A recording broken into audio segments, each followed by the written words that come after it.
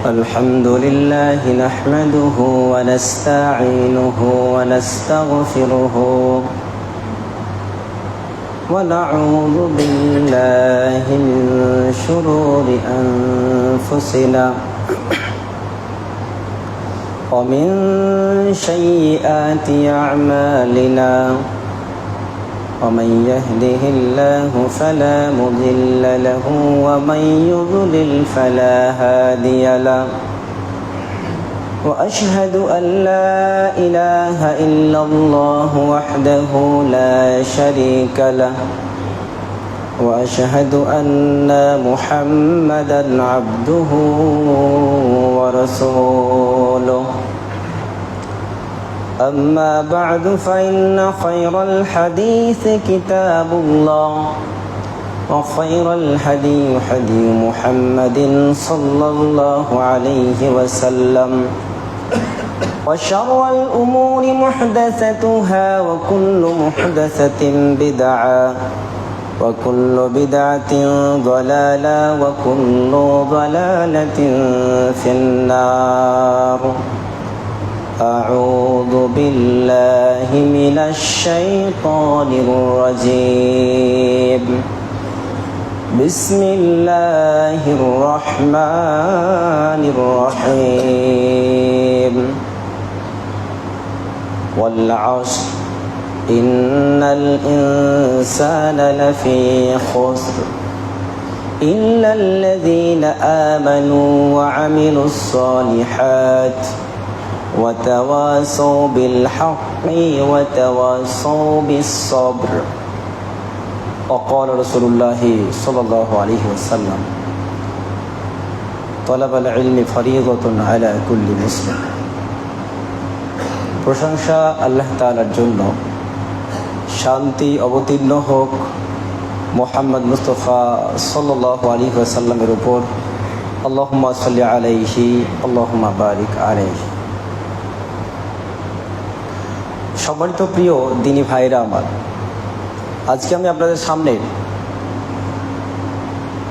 অত্যন্ত গুরুত্বপূর্ণ একটা বিষয় নিয়ে আলোচনা করতে যাচ্ছি,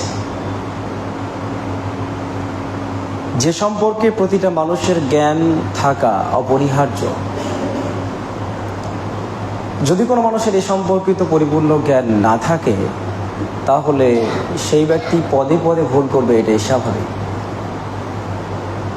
আজকে আলোচনা করব উসুলুস সালাসা, তিনটি মূল নীতি নিয়ে আমরা আলোচনা করব। কিসের মূল নীতি? তিনটি। ঈমানের তিনটি মূল নীতি নিয়ে আমরা আলোচনা করব। আমরা এই জায়গাতে দাঁড়িয়ে বারবার বলি, হে ঈমানদার গণেরা, যারা নিজেদেরকে ঈমানদার দাবি করছো, তোমাদের উপর এইগুলো ফরজ করা হলে এগুলো করো। ঈমানদার গণেরা বলে আমরা সম্বোধন করি, ঠিক আছে, কিন্তু আমাদের মধ্যে এই ঈমান জিনিসটা যে কি, এটা আমরা সহজে জানি না, জিজ্ঞাসা করলে উত্তরও পাবো না।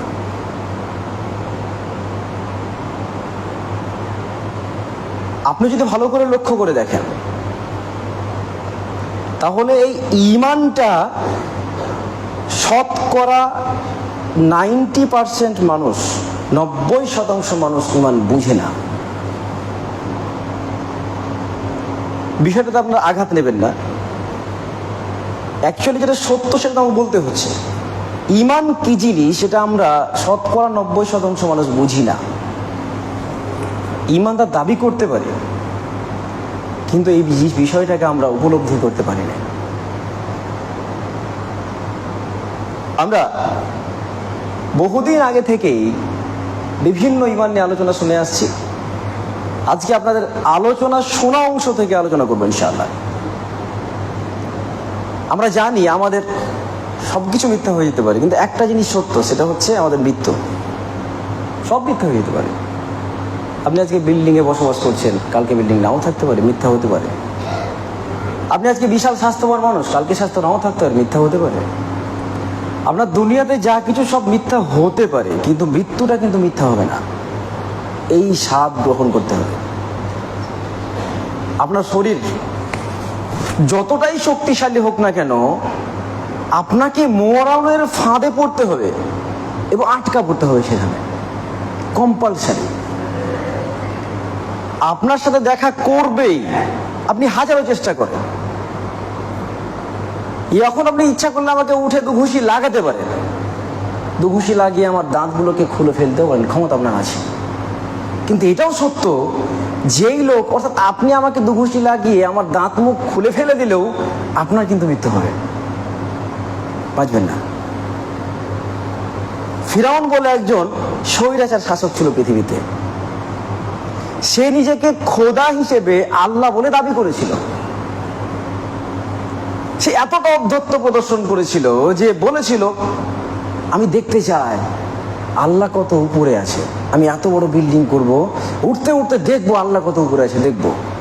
মানে তার মেন্টালিটি এটাই ছিল যে আমি হচ্ছে আল্লাহ, আমি বড়। তাকেও কিন্তু মরতে হয়েছে এবং নির্লজ্জ জঘন্যতম একটা মৃত্যু তার হয়েছে, আমরা সবাই জানি। নমরুদ বিশাল প্রভাব প্রতিপত্ত সম্পন্ন একজন স্বৈরাচার শাসক ছিল। হযরত ইব্রাহিমকে বারবার অপমান করার চেষ্টা করেছে, বারবার নির্যাতন করেছে, তথাপি তাকে মরতে হয়েছে। পৃথিবীর ইতিহাসে আবু জেহেল, আবু লাহাব, উতবা, সাইবা, অনেক বড় বড় প্রভাব প্রতিপত্তি সম্পন্ন মানুষ এসেছে, চলে গেছে। এই চলে যাওয়াটা সত্য। রাসূলুল্লাহ সাল্লাল্লাহু আলাইহি ওয়াসাল্লাম বলেন, যখন একজন মানুষ মারা যাবে, এই মানুষটাকে যখন দাফন করে আসা হয়ে গেল, যখন ওই মানুষটাকে কবরে রেখে সবাই চলে আসা শুরু করলো, তখন এই মুহূর্তে দুইজন ফেরেশতা আসবে। এই মুহূর্তে ফেরেশতা আসবে, তাকে জিজ্ঞাসা করবে, তিনটি প্রশ্ন জিজ্ঞাসা করবে। আল্লাহ রাসূল তিনটা প্রশ্ন বলে দিয়েছেন।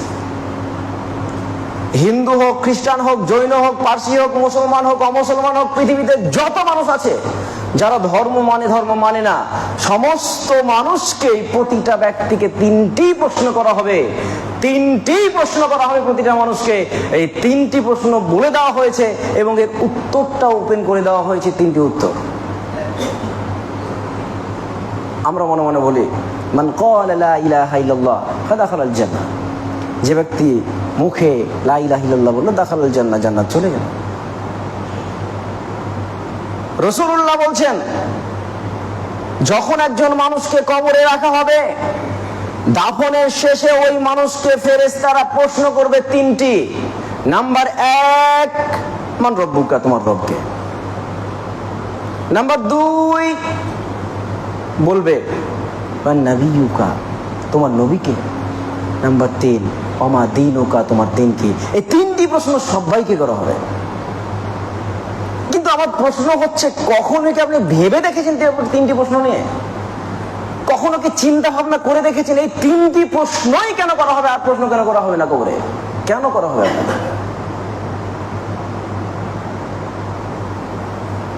এই তিনটি প্রশ্নের গুরুত্বটা কি? আল্লাহ তাআলা অনেক প্রশ্ন করতে পারতেন, ইচ্ছা করলেই প্রশ্ন করতে অনেক কিছু না, অনেক কিছু করবেন না, মাত্র তিনটি। আপনার সারা জীবনের যে আমল আছে, মরলে আপনাকে তিনটি প্রশ্ন করা হবে। এই তিনটির বেশি প্রশ্ন করবেই না আপনাকে। প্রাথমিক পর্যায়ে তিনটি কোশ্চেন। তিনটি প্রশ্ন কি আছে বলে রাখি আপনাকে।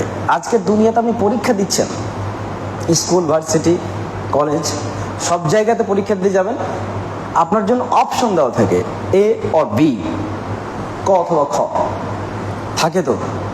কিন্তু এই প্রশ্নের ক খ নয়, ক খ গ তিনটা উত্তর দিতে হবে, কম্পালসারি। এর উত্তর দেওয়াই লাগবে সবাইকে। 1, এই তিনটি প্রশ্ন প্রতিটা মানুষই সম্মুখীন হবে প্রশ্নের, প্রতিটা মানুষ, তাই করা হবেই। 2, আপনি প্রশ্নের উত্তর দিতে গিয়ে যদি ভুলে যান, যদি উত্তর দেওয়াতে একটু ত্রুটি হয়ে যায়, আপনি দুনিয়াতে কাটিয়ে দিয়ে সংশোধন করতে পারেন, কিন্তু ওখানে সংশোধনের কোনো পথ থাকবে না। একবার বলে দেওয়া মানে ওটা চলে গেছে, আর উত্তর নতুন করে নেওয়া হবে না। আল্লাহ তাআলা বলল, ফেরেশতারা জিজ্ঞাসা করলো, মার রব্বুকা, তোমার রবকে। এই প্রশ্নের উত্তর আপনি যেটাই দেন একবারই দিতে পারবেন, বারবার পাবেন না। দ্বিতীয়বার সুযোগ থাকবেই না, আপনি অ্যালাউ হবেন না ওখানে। প্রশ্নটাকে যদি ঘুরিয়ে বলেন, আমাকে একটু প্রশ্নটা ঘুরিয়ে বলেন, একবার বলবো, হবে না। একবার প্রশ্ন, একবার উত্তর, দ্বিতীয়বার সুযোগ হবে না। আরো একটা ব্যাপার, যে 3টি প্রশ্নের উত্তর দেওয়াই লাগবে সবাইকে। যদি বলে যে এই 3টা প্রশ্ন না, আমি 2টো উত্তর দেবো, হবে না, 3টা প্রশ্নই করা লাগবে, 3টা প্রশ্নের উত্তর দেওয়া লাগবে এখানে। যারা এই 3টি প্রশ্নের উত্তর দিতে পারবে তারা সফলতা অর্জন করবে, আর যারা 3টি প্রশ্নের উত্তর দিতে পারবে না তারা ব্যর্থ হবে। অর্থাৎ আপনার এই 3টি প্রশ্নের উত্তরেই সফলতা আছে, আপনার 3টি প্রশ্নের উত্তরেই ব্যর্থতা আছে। এই 3টি প্রশ্নের সম্পর্কটা কি? সম্পর্কটা ঠিক এমন, যারা মালা, বাড়িতে অনেকের মালা আছে না, মালার মধ্যে দেখবেন পুঁথিকে গাঁথা থাকে, পুঁথি গাঁথা থাকে, একটা সুতোর মধ্যে অনেকগুলো পুঁথি থাকে, পুঁথিগুলোকে একটার সাথে একটা জড়িয়ে দেওয়া হয়, প্রত্যেকটা পুঁথির সাথে সম্পর্ক থাকে। এখন যে 3টি কোশ্চেন করা হবে, এই 3টি কোশ্চেনের প্রত্যেকটার সাথে প্রত্যেকের ওতপ্রোতভাবে জড়িত সম্পর্ক আছে, সম্পর্ক 3টার সাথেই আছে। এখন আমরা কি সম্পর্ক আছে আমরা এই নিয়ে আলোচনা করবো, মাত্র 3টি প্রশ্ন নিয়ে আলোচনা করব। আর এই আলোচনা ইমান নিয়ে আলোচনা ধারাবাহিকভাবে হবে ইনশাল্লাহ, কয়েক জুমা হতে পারে ইমান নিয়ে। আজকে ইমান নিয়ে আলোচনা শুরু করলাম। যারা আজকে আছেন প্রত্যেকেই দাওয়াত করব প্রতিটা জুমাতে এখানে আসার জন্য, কারণ ইমান সম্পর্কে আপনার ধারণা নেই তার জন্য। দেখুন, আমরা যে 3টি প্রশ্নের মুখোমুখি হব, প্রত্যেকটা প্রশ্নের, প্রতিটা প্রশ্নের পেছনে অন্য প্রশ্নের সম্পর্ক আছে। অর্থাৎ রব যদি আল্লাহ বলেন, তার পরের প্রশ্ন অমা দিনুকা, তোমার দিন কি, তারপরে অমার নাবিউকা, তোমার নবীকে। এখন বিষয় হচ্ছে, যখন আপনাকে কোশ্চেন করা হলো, প্রশ্ন করা হলো, মার রব্বুকা, তোমার রবকে, মার রব্বুকা, তোমার রবকে, তোমার রবকে, এই প্রশ্নটা যখন আপনাকে মৃত্যুর পরে করা হচ্ছে, তার মানে আপনাকে মৃত্যুর আগের উত্তরটা ভালো করে জানতে হবে, ভালো করে বুঝবেন। পরীক্ষায় যখন আপনি বসছেন, লিখার আগে তো উত্তর জানতে হবে, বিস্তারিত জানতে হবে। এখন আল্লাহ বলছেন, ফেরেশতারা প্রশ্ন করছে মার রব্বুকা, তোমার রবকে। এখন এই রব, আমি রবকে জানলাম না, চিনলাম না, সেখানে রবকে বলতে পারবো? কখনোই পারবেন না। এটা যারা বসে আছেন, বসে বসে তামাশা দেখছেন, শুধুমাত্র বসে বসে সময়কে ওয়েস্ট করছেন, নষ্ট করছেন, তাদেরকে বলছি, আপনার রবকে যদি পড়াশোনা না করেন, আপনার রব সম্পর্কে জ্ঞান অর্জন না করেন, তাহলে আমি আপনাকে বলছি, যতটুকু জ্ঞান অর্জন আমি করেছি, যেটুকু শিক্ষা অর্জন করেছি, এই শিক্ষা থেকে এটুকুই সাবিত করা যায় যে আপনি বসে বসে শুধু সেজদা ঠুকলেই আপনি ওখানে যে উত্তর দিতে পারবেন এমনটা নয়। রবকে জানতে হবে তো আগে, রবটা কে, কে তোমার রব?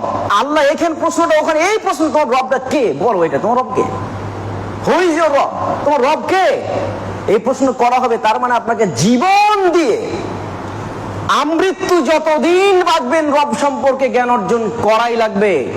রব সম্পর্কে জ্ঞান অর্জন করতেই থাকতে হবে। কতদিন পর্যন্ত? মৃত্যু পর্যন্ত আপনাকে রব সম্পর্কে জ্ঞান অর্জন করতে হবে। এবং এই রব সম্পর্কে জ্ঞান অর্জন করার পরে এটাকে বাস্তবে রূপ দিতে হবে। 2, সবর করতে হবে, দাওয়াত দিতে হবে মানুষকে, দাওয়াত।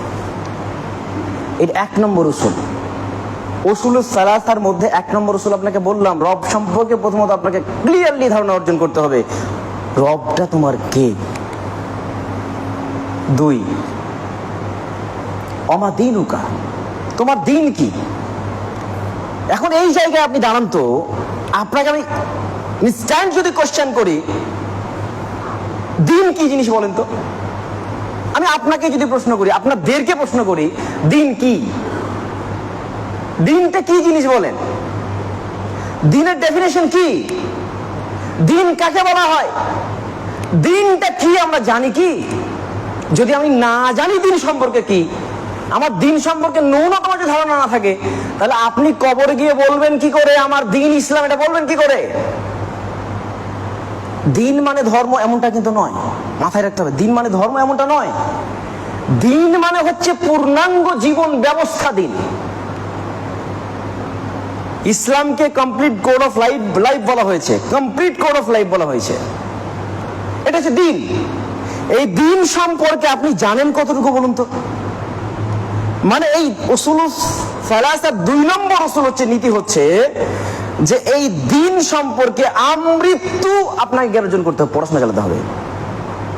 দিনটাকে জানবো কিভাবে? পড়াশোনার মাধ্যমে জানতে হবে, ইলম অর্জনের মাধ্যমে জানতে হবে, দিন রাত পড়তে হবে। ইসলামের প্রথম আয়াতটা, কথাটা হচ্ছে ইকরা, পড়ো পড়ো পড়ো। আল্লাহ তো বলেই দিচ্ছে তোমার প্রথম কাজ পড়া পড়া পড়া। দিন সম্পর্কে জানতে হলে প্রথম কাজ করতে হবে, পড়তে হবে। আচ্ছা বলেন তো, এই যতগুলো মানুষ এখানে আছেন, কজনের বাড়িতে কটা বই আছে দিন সম্পর্কে জানার জন্য?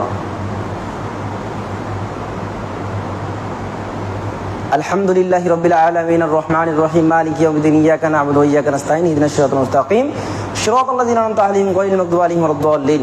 এইটা আমার জিন না, হড়হড় করে পড়ে চলে গেলাম, এটা আমার দিন জানা নয়। পবিত্র কোরআন শুধু আরবিতে পড়ে না মানে দিন জানা নয়, আরবিতে পড়াটা দিন জানা নয়। পবিত্র কোরআনের মধ্যে কি বলা হয়েছে এটার নাম দিন জানা। এটাকে অধ্যয়ন করে উদ্ধার করতে হবে, কি বলা আছে এটার নাম অর্জন করা, জ্ঞান অর্জন করা। আল্লাহ বলবে ওখানে, আল্লাহর রাসূল বলছেন ফেরেশতারা জিজ্ঞাসা করবে ওমা দিনুকা, তোমার দিনটা কি? অর্থাৎ দিন কি মতলব হচ্ছে আপনি আপনার জীবনটাকে কিভাবে কোন পথে চালিয়েছেন, এটা কি? এটা দিন। এখন আপনি দিন সম্পর্কে জানেনই না, আপনি ওখানে উত্তর দিতে পারবেন? পারবেন না তো। তা আপনাকে যেটা করতে হবে, আপনার জীবন ভোর যতদিন বাঁচবেন এই আমৃত্যু আপনাকে পড়া লাগবে, পড়ে পড়ে জ্ঞান অর্জন করতে হবে, পড়ে যে দিনটা কি জিনিস। কোরআন পড়তে হবে, হাদিস পড়তে হবে, বিভিন্ন লেখনী পড়তে হবে, লেখনী পড়ে আপনাকে অর্জন করতে হবে এই দিনটা কি। এটাই শেষ না, জ্ঞান অর্জন করে এটাকে অ্যাপ্লাই করতে হবে নিজের উপরে, এটাকে পৌঁছে দিতে হবে ওদের কাছে, এটা দাওয়াত দিতে হবে, ধৈর্যের সাথে অবস্থান করতে হবে। এলো 2 নম্বর উসুল। 3 নম্বর উসুল কি? 3 নম্বর উসুল হচ্ছে যে অমান নবিয়ুকা, তোমার নবীকে, নবী মানে কি মনে করেন আপনি? নবীটা কে? আপনি নবীকে দেখেছেন কোনদিন? জীবনে দেখেনি নবীকে, আমিও দেখিনি। তো নবীকে চিনবেন কিভাবে? নবীকে চিনতে গেলে আপনাকে পড়তে হবে। তো এখানেও পড়াশোনার মাধ্যমে অর্জন করতে হবে জ্ঞান। কি সম্পর্কে? নবী সম্পর্কে।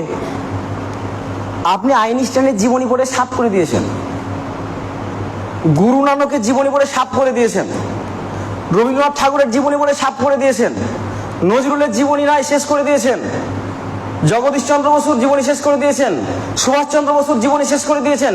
সব জীবনী আপনার এখানে আছে, এখানে গড় করে ইনস্ট্যান্ট, কাউকে কিছু বলতে হবে না, বলে দেবেন আপনি।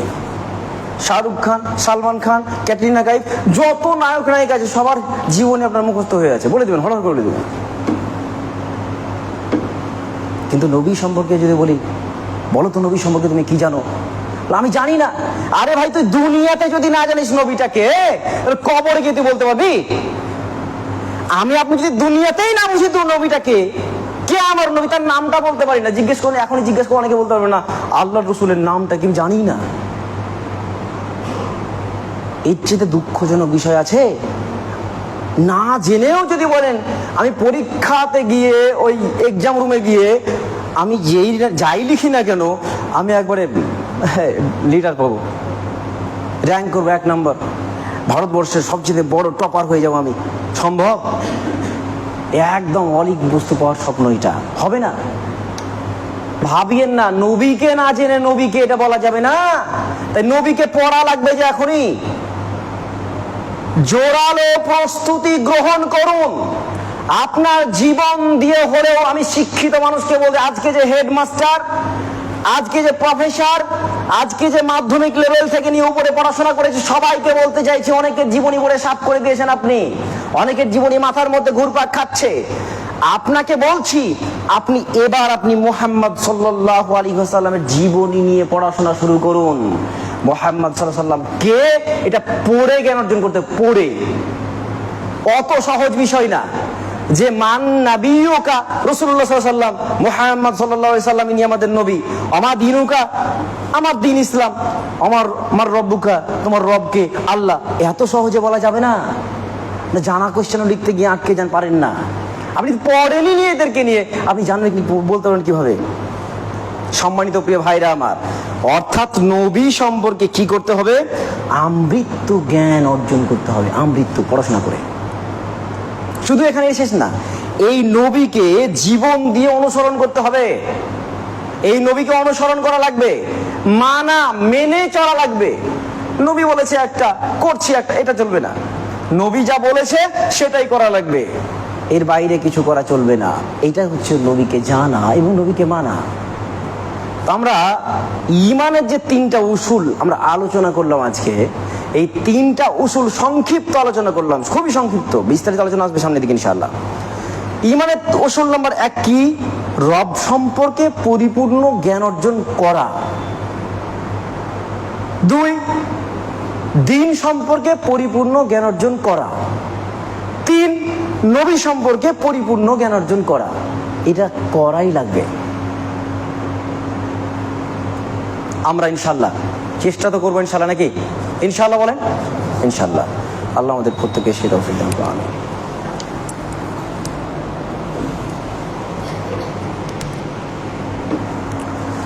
আলহামদুলিল্লাহি ওয়াহদা ওয়াসসালাতু ওয়াসসালামু আলা মান লা নাবিয়্যা বা'দা, আম্মা বা'দ। আউযু বিল্লাহি মিনাশ শাইতানির রাজীম। বিসমিল্লাহির রহমানির রহিম। ওয়াল 'আশর ইন্নাল ইনসানা লাফি খুসর ইল্লাল্লাযীনা আমানু ওয়া আমিলুস সালিহাত ওয়া তাওয়াসাউ বিল হক ওয়া তাওয়াসাউ বিস সাবর। সম্মানিত প্রিয় দিনী ভাইরা আমার, আমরা ফার্স্ট হাফে শুনলাম যে উসুলুস সালাসার 3টা আমরা নীতি আমরা শিখে গেলাম। কি কি করতে হবে? 1 হচ্ছে আল্লাহ সম্পর্কে, রব সম্পর্কে জ্ঞান অর্জন করতে হবে। 2, দ্বীন সম্পর্কে জ্ঞান অর্জন করতে হবে। 3, নবী সম্পর্কে জ্ঞান অর্জন করতে হবে। আমি খুবই সংক্ষিপ্ত সময়ে আল্লাহ সম্পর্কে খুবই শর্টলি বিস্তারিত করে আলোচনা করবো। আজকে শর্টলি আলোচনা করার চেষ্টা করছি। 1, আমরা আল্লাহ এমন একজন সত্তা যাকে ছাড়া আপনার অস্তিত্বই থাকবে না, তাকে বিশ্বাস করাই লাগবে। আল্লাহ বলছেন আলহামদুলিল্লাহি রাব্বিল আলামিন। প্রশংসা, সমস্ত প্রশংসা কার জন্য? যিনি সমস্ত জগৎ সমূহের রব। শুধুমাত্র পৃথিবীটা নয়, যত আলাম আছে, যত দুনিয়া আছে, সমস্ত জগৎ সমূহের রব হচ্ছেন আল্লাহ তাআলা। এই আল্লাহ সম্পর্কে জ্ঞান অর্জন করতে হবে, এই রব সম্পর্কে। আমি রবের সম্পূর্ণ একদম শর্টলি একটা কথা, রব কাকে বলা হয়? রব তাকেই বলা হয় যা আপনি চাওয়ার আগেই সব কিছু মিটিয়ে দেয়, প্রয়োজন মিটিয়ে দেয়। আপনি চাননি, তখনই প্রয়োজন মিটিয়ে দিয়েছেন। যেমন আপনি বলেননি আমি অমুক মায়ের গর্ভে আসবো, বলেননি, আল্লাহ পাঠিয়েছে। আপনি গর্ভে এসেছেন, আপনার মায়ের সাথে খাবারের প্রয়োজন আছে, পেটের সাথে খাবার পাবেন না, তো মায়ের নারীর সাথে কানেকশন দরকার আছে, আপনি চাননি, আল্লাহ দিয়েছে। আপনি জন্মানোর পরে আপনার মায়ের দুগ্ধ শোষণ করার জন্য যে আপনার ওই দাঁত প্রয়োজন নেই, মাড়িকে চেপে চেপে দুধ খেতে হবে, তার জন্য শৈশবে আপনাকে কী দেওয়া হয়নি? আপনাকে কিছু দাঁত দেওয়া হয়নি, চেপে চেপে আপনি দুধ পান করেছেন। যখন একটু বড় হয়েছেন তখন আর দাঁত প্রয়োজন হয়েছে, দাঁত দিয়ে খাওয়ার জন্য, চিবিয়ে চিবিয়ে খাওয়ার জন্য। আপনার হাঁটার জন্য পা দেওয়া হয়েছে, ধরার জন্য হাত দেওয়া হয়েছে, দেখার জন্য চোখ দেওয়া হয়েছে, বোঝার জন্য দিল দেওয়া হয়েছে, সব কিছু দেওয়া হয়েছে আপনার চাওয়ার আগেই। এ তো রব। গরম পানির মধ্যে মাছ থাকে, বরফের যে স্তূপ আছে তার নিচেও মাছ থাকে, প্রাণী থাকে, তাদেরকে রিজিকের ব্যবস্থা চাওয়ার আগে করে দিয়েছে কে? আল্লাহ। ইনি হচ্ছেন রব। আমরা এই রবকে ডাকতে গিয়ে বলি ইয়াকা না'বুদু ওয়া ইয়াকা নাস্তাঈন। আমরা ছোট্ট শব্দ সবাই বলি, সবাই প্রত্যেক সালাতের মধ্যে বলি ইয়াকা না'বুদু ওয়া ইয়াকা নাস্তাঈন। হে আল্লাহ, আমরা তোমারই ইবাদত করি এবং তোমার কাছেই সাহায্য চাই। এই কথার পরেও এত কথা, নিজের স্বীকৃতি, আমার কিছু নেই, আমি ইবাদতটা তোমারই করি। অর্থাৎ ইবাদত মানে বাংলা বলা হয় তোমাকে মেনে চলি, তুমি যা বলো তাই করি, তুমি যেভাবে বলো সেভাবেই করি, আমি তোমার দাস, তুমি আমার মনিব, আমি এভাবেই মেনে চলি। ইয়াকা না'বুদু, তোমারই দাসত্ব করি, ওয়া ইয়্যাকা নাস্তাঈন, এবং তোমার কাছে সাহায্য চাই। আজকে কে সাহায্য চায়? কার কাছে? আল্লাহর কাছে সাহায্য চাই। আমার পকেটে তাবিজটা নাই, ছিল ওই পাঞ্জাবির পকেটে, তাবিজটা আমার এখনো ঝুলানো আছে। আপনার এই পাড়ার একজন মহিলা হয়তো হানাফি পরিবারে বিয়ে শাদী হয়েছে, ফুঁক দিতে এসছে আমার কাছে। তো ফুঁক দিতে এসে তাবিজটা আমি দেখলাম তার ছেলের হাতে, তো তাবিজটা খুলে নিলাম। তো বলছি যে এই তাবিজ তো পড়া যাবে না। আপনি আমাকে কি বুঝাচ্ছেন তাবিজ পড়া যাবে না মানে? অবশ্যই তাবিজ পড়া যাবে। এইভাবে বলছে আমাকে, এই তাবিজ পড়া যাবে না গো, এটা শিরক। বলছে আপনি বেশি বুঝে নিয়েছেন, আমাকে এইভাবে বলছে আপনি বেশি বুঝে নিয়েছেন, তাবিজ পড়া যাবে। যে কেন কেন পড়া যাবে? আল্লাহ তো বলছে তার কাছে সাহায্য করে উনি সংশোধন করে দেবেন। আল্লাহ তো তাবিজ পড়তে বলেনি, আল্লাহ রসুল তাবিজ পড়তে বলেননি, তাবিজ পড়া শিরক। আল্লাহ রসুল বলছেন মান তাআল্লাকা তামিমা ফাকাদ আশরাকা, যে ব্যক্তি তাবিজ ঝুলালো সে ব্যক্তি শিরক করলো। যে না তোমার ধর্ম আলাদা, আমাকে বলছে তোমাদের আপনাদেরটা আলাদা, আমাদেরটা আলাদা, আমাদেরটা অন্য কিছু আসে। মানে ওদের ব্যাপারটাতে তাবিজের ব্যাপারটা বৈধ আছে আর এটাতে নাই। মানে হাদিস আর কোরআনটা ভাগ করা হয়েছে, আমি এটুকু মানবো তোরা এটুকু মান, নাকি? এটা শিরক। আপনি সরাসরি চান, উনি সরাসরি বলছেন এই সিঁড়ি দেখছেন না, সিঁড়ি মসজিদের আমাকে সিঁড়ি দেখাচ্ছে, যে আল্লাহর কাছে সরাসরি চাইবো মানে আপনি সরাসরি ছাদে উঠতে পারেন। আমাকে এই যুক্তি সরাসরি দিচ্ছে এখানে বসে বসে গো, একজন মহিলা বলছে সিঁড়ি দেখছেন না, ছাদে আপনি উঠতে পারবেন সিঁড়ি ছাড়া? বলছে না পারবো না, এটা ঠিকই কথা। আসলে ছাদে কি সিঁড়ি ছাড়া ওঠা যায়? ওঠা যাবে না। হয় পাখির মতো ডাঁডা নিতে হবে, আর না হয় সিঁড়ির মতো সেই স্তর করে নিতে হবে। সিঁড়িতে বেয়ে বেয়ে বেয়ে উঠতে হবে, সিঁড়ি না থাকলে সে মোয়ে সিঁড়ি করতে হবে, উঠতে তো হবে। বলছে আমরা যাদেরকে মানি তারা হচ্ছে পীর সাহেব, তাদেরকে আমরা মেনে চলছি, তারা আমাদেরকে বলেছে এই যে তাবিজটা নিয়েছি, তো আমি এর মাধ্যমে সাহায্য চেয়েছি আল্লাহর কাছে, এর মাধ্যমে আমি পাবো, ওই পীর বাবাদের মাধ্যমে সাহায্য পাবো, তার জন্য তো করছি। আমি ওনাকে বলছি যে আল্লাহ এবং বান্দার মধ্যে সংযোগ কতটুকু আপনি জানেন? ওনাকে বলছি যে আল্লাহর সাথে বান্দার সম্পর্ক কতটুকু, এই যে লতি দেখেন ভালো করে, এখান থেকে নিয়ে এটুকু কতটা দূরত্ব? অনেক বেশি? সামান্য এইটুকু, আমি ধরো এইটুকু জায়গায়।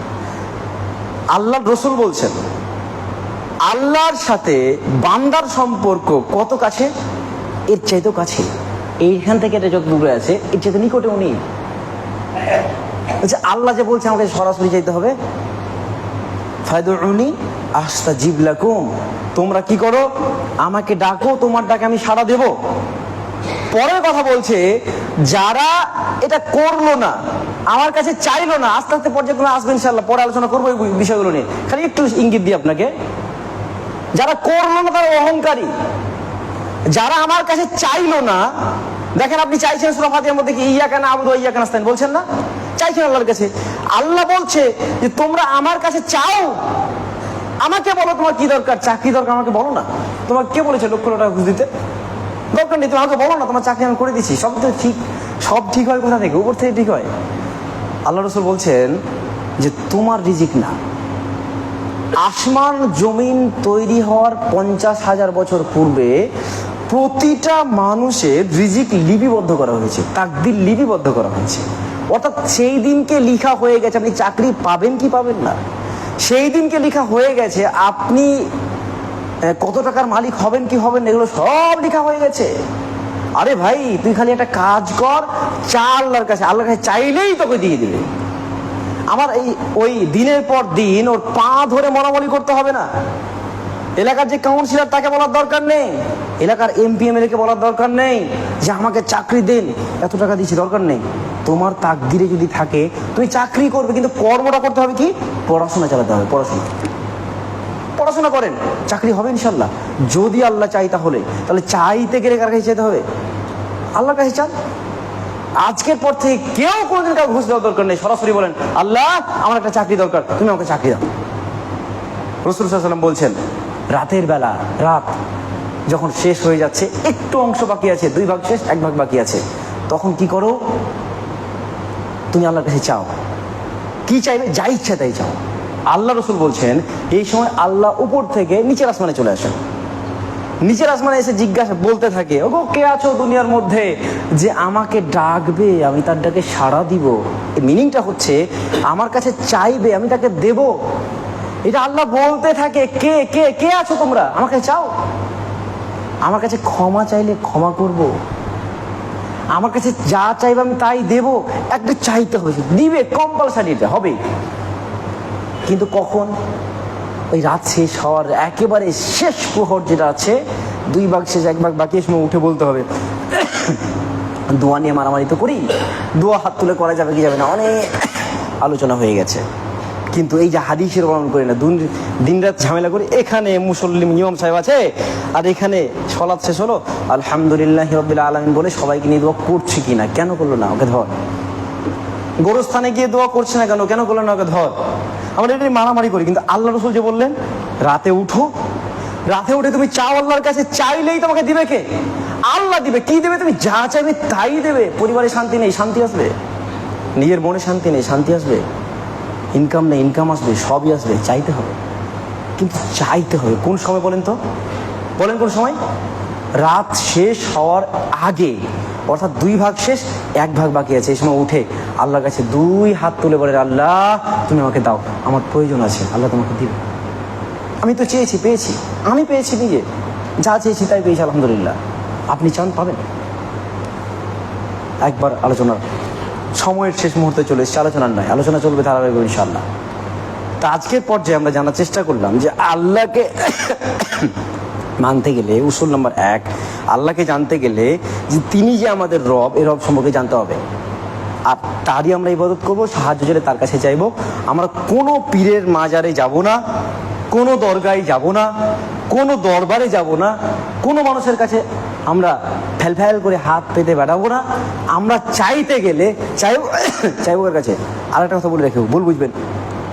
এখন আমার ধরেন 10,000 টাকা, সরি, এখন আমার 10,000 টাকা ইমিডিয়েট দরকার। এখন যদি আল্লাহ তুমি আমাকে এখনই 10,000 টাকা দাও, এখনই দরকার, এখন কি মানুষ চাইতে পারবো না? পারবেন, এই মুহূর্তে পারবেন। এটা আলাদা জিনিস, এটা সম্পূর্ণ আলাদা। আপনি আমাকে বলতে পারেন, ইমরান ভাই আমার আর্জেন্টলি ফেঁসে গেছি, আপনি আমাকে 10,000 টাকা দিলে ভালো হয়, উপকার হবে, কার্জ, ঋণ, এটা করা যাবে, অবশ্যই বৈধ। এটা কার্যে হাসান, আপনি দেবেন, বিষয়টা ভিন্ন। আর ওই চাওয়াটা ভিন্ন। আপনি সব কিছু চাইবেন কার কাছে? আল্লাহর কাছে। আল্লাহ আমাদের সকলকে সেই তৌফিক দান করুন, আমিন। আল্লাহ আমাদের অন্তরের মধ্যে যে সমস্ত ঈমান সম্পর্কিত জড় ভেজাল লুকিয়ে আছে, আমরা যেন এই আলোচনা শুনে আমাদের ঈমানকে, আমাদের অন্তরকে মজবুত করতে পারি, অন্তরকে ক্লিয়ার করতে পারি, ঈমানটাকে মজবুত করতে পারি। বলেন আমিন। আল্লাহুম্মা সাল্লি আলা মুহাম্মাদ ওয়া আলা আলি মুহাম্মাদ কামা সাল্লাইতা আলা ইব্রাহিম ওয়া আলা আলি ইব্রাহিম ইন্নাকা হামিদুম।